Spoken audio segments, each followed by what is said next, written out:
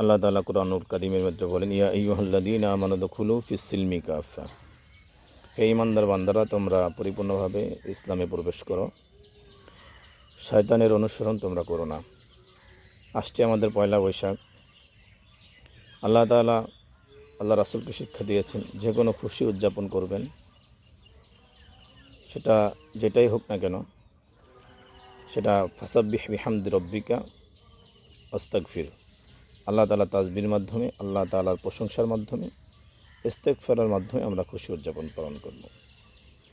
আর আমাদের বাংলাদেশে যেগুলা সাংস্কৃতিক হয়, অনুষ্ঠান হয়, মঙ্গল শোভাযাত্রা, গরুর মাথা দিয়ে, গাধার মাথা দিয়ে, এগুলো আসলে মুসলমানদের কোনো সংস্কৃতি নয়, এগুলো শিরক।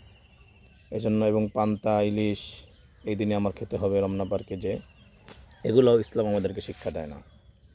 আমরা মুসলমানদের সন্তান, এগুলো থেকে আমরা বিরত থাকব এবং এই দিনটি আমাদের বছরের শুরু হিসাবে আমরা যেভাবে পালন করতে চাচ্ছি, সেটা হচ্ছে বেশি বেশি ইবাদতের মাধ্যমে, দোয়ার মাধ্যমে সারা উম্মতের জন্য দোয়া করা, বেশি বেশি ইবাদত করা, বেশি বেশি ইস্তেগফার করা, বেশি বেশি আল্লাহর কাছে তওবা করা।